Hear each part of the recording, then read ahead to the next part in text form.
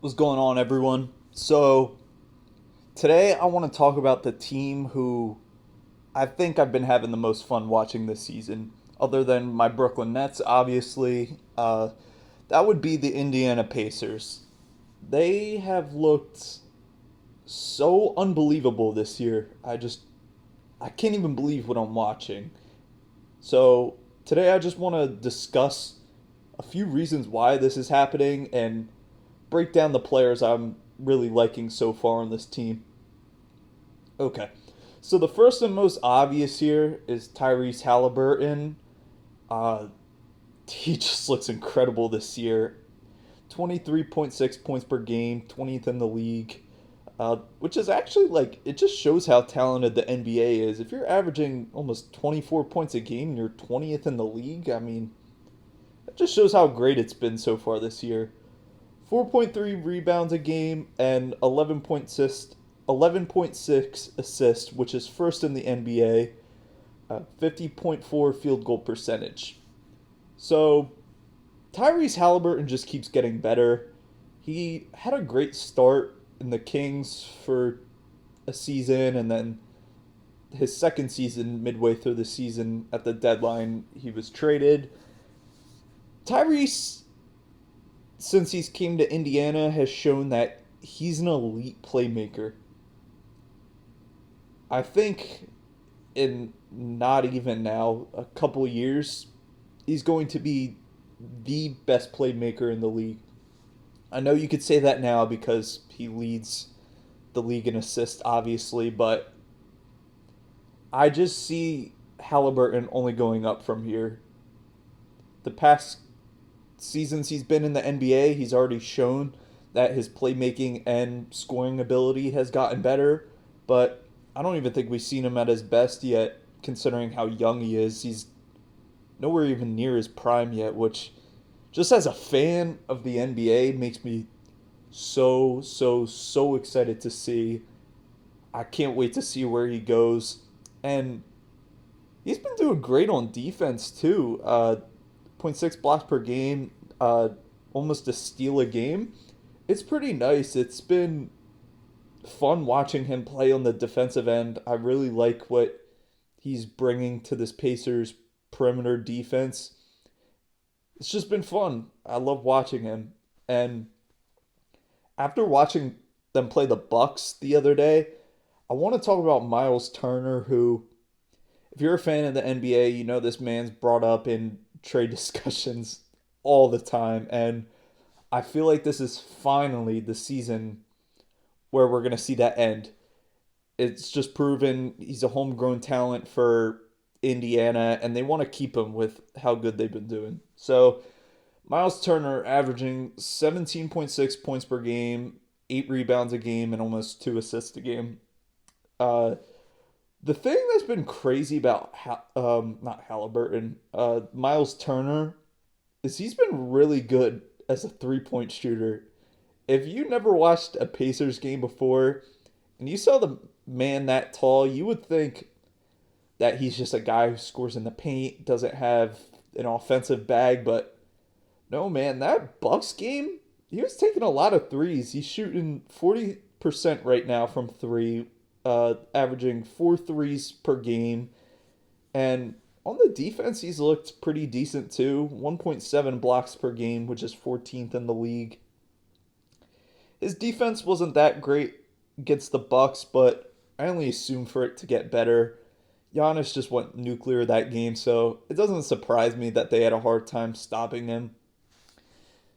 So the next player I want to talk about is Benedict Mathurin, who I guess he's been having a sophomore slump, but I would really argue he's not just because of how good the Pacers have been right now. He had a great first season, 16 a game. He's only averaging 13 now. It's gone down by 3, but I assume that will not last at all. If I were to take a guess right now, I'd say he'd probably be averaging hopefully 18 per game. I think that'd be awesome. And I just love the backcourt between him and Halliburton. They just look really solid. I could see them becoming one of the best scoring duos in the NBA. And even his defense has looked pretty good in crunch time. I mean, they had him guarding Giannis in that fourth quarter because they didn't really have an they didn't have an answer for how good Giannis was doing, but even just that little stop in momentum Giannis had really was the reason Indiana won that game, and it was really fun to see.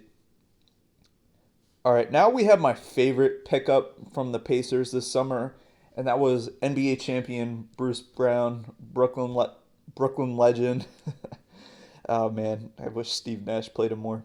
Anyways, it's been great on defense. I think that was a big reason why the Nuggets won the championship last year, and I just love watching him. He's taking a lot of quality shots, even having his best career 3-point percentage.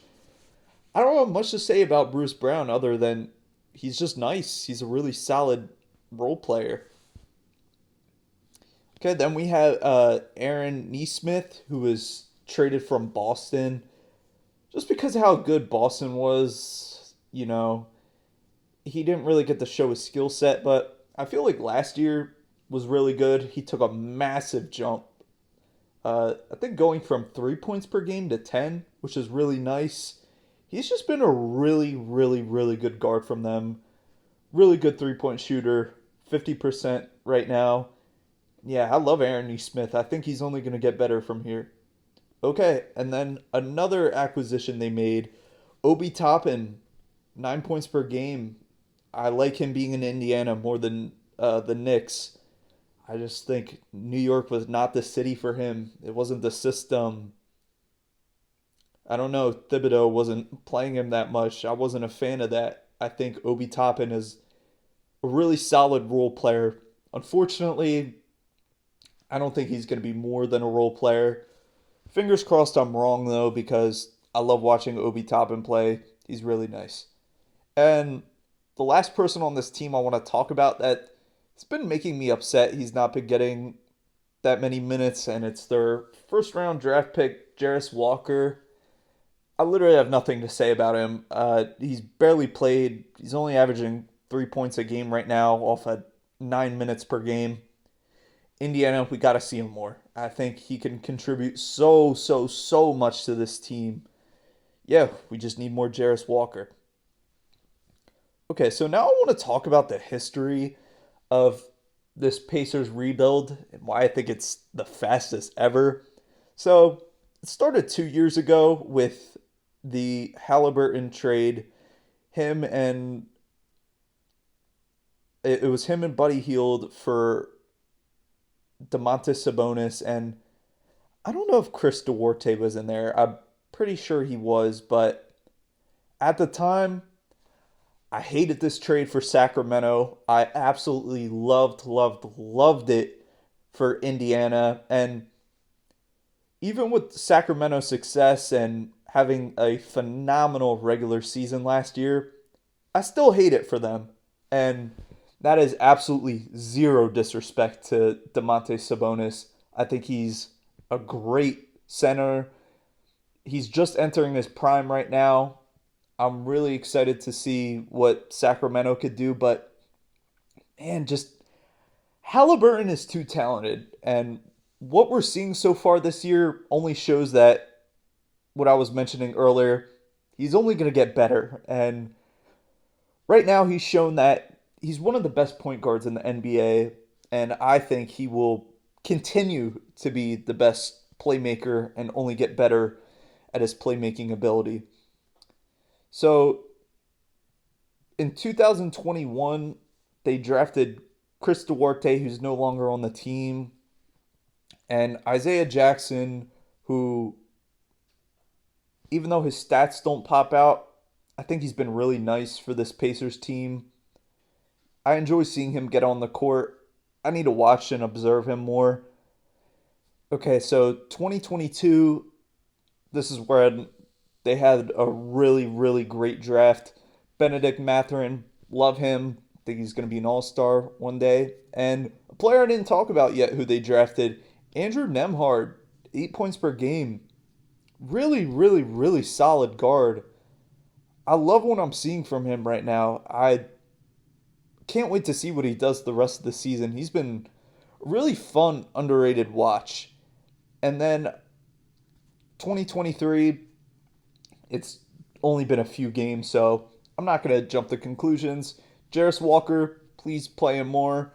And Ben Shepherd, haven't really seen. And then they drafted two other guys in the second round who haven't played yet. So in 2019, the 2019 through 2020 season, they finished fourth in the East, which was really impressive. Uh, yeah, Sabonis and Victor Oladipo, man, I can't believe to this day how bad we thought the Paul George trade was. But now that the Sabonis and Oladipo era is over, it was really, really, really good for Indiana. They were two All Stars they got back for Paul George. It worked out for them. I think they really fit in that system well, and Indiana obviously got an amazing, amazing return for Halliburton.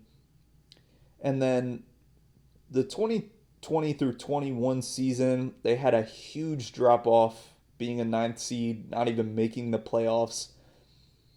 And then 2021 through 22, they were all the way down to 13th in the Eastern Conference. It was really bad. And then the 2020, 2021, 2022, I'm sorry, they traded, they did the Halliburton trade. And then Halliburton's first year playing a whole season as a Pacer, they just barely missed the playoffs. And they were really, really good at the end of the year. The first half, they did not look good, but that run they had in the second half of the season after the trade deadline, it really showed what we could see from them this year and what we've already seen so far. And it's been mind blowing. Just how quickly, with the Halliburton trade, they were able to turn this around. So I think the question some of you guys are asking is, wait, how is this a rebuild? Had they only drafted not Halliburton, Benedict Mathurin and Andrew Nemhard, and all the rest were just either through trades or free agency signings. In my opinion, if you're trading an all-star for a young player, I consider that a rebuild.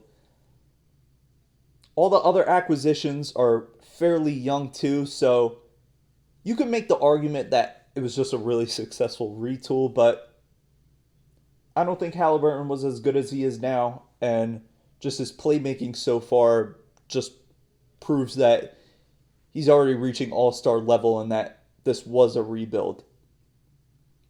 So how good are the Pacers doing right now? I have a few stats right now that are really mind-blowing. Okay?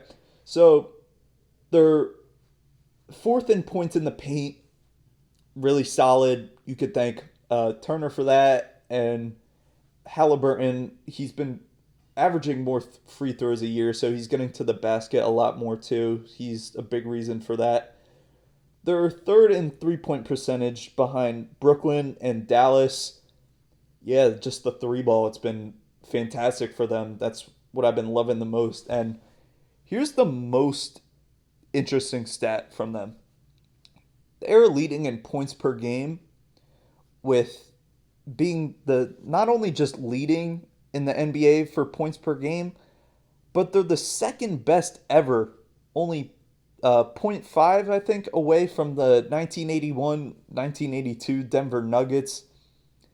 It's crazy. Now, this is the very interesting part I've seen nobody talk about, and that is how solid of a team they are, just from top to bottom, first through 15th best player has been contributing to this roster. 12 out of 15 of the players are averaging over 5 points per game right now. If you're to look at the entire roster, other than Halliburton and Turner, there's no player that stands out. So you wonder, how is this team doing so good? How are they scoring so much? Having 12 out of the 15 of your players averaging over 5 a game, that adds up. And we're just seeing how great and historic this offense is, and that's the reason they're 6-3 right now. The only gripe I have with this team is how bad the defense has been so far. They're 26th in the league. It's not good. So now this makes me ask a final question with discussing the Indiana Pacers is this a fluke? I want to have a discussion in the comments about this, but my answer is no. Uh, the offense, how historic it's been, it's obviously going to go down. I don't think their records, I don't think they're going to finish second place. Obviously, I think there's teams who are a lot better than them, even though it's been a great start. Uh, yeah, the offense is definitely going to go down. But at the same time, since these guys are new together, like Bruce Brown and stuff like that, I think their defense is going to get a lot better. I feel like that Giannis game, just him going nuclear, that game is the reason why they're ranked so low in their defense. But yeah, I love Indiana. I still think they're going to be great. If you're going to ask me right now, my end of the season prediction for them, I think they're going to be a 6 or most likely 7th seed. First round exit, but hey, no big deal. They're just coming out of a rebuild, and I cannot wait to see what this team does. Maybe they can make something work at the trade deadline, get a good defensive player on the team who could help increase the floor of their defense. And yeah, that's all I have to say. I'm really, really, really hyped for this team. Thank you for listening to me talk. This is my second video on the channel, so a like and subscribe would greatly help me out. And yeah, take care, guys.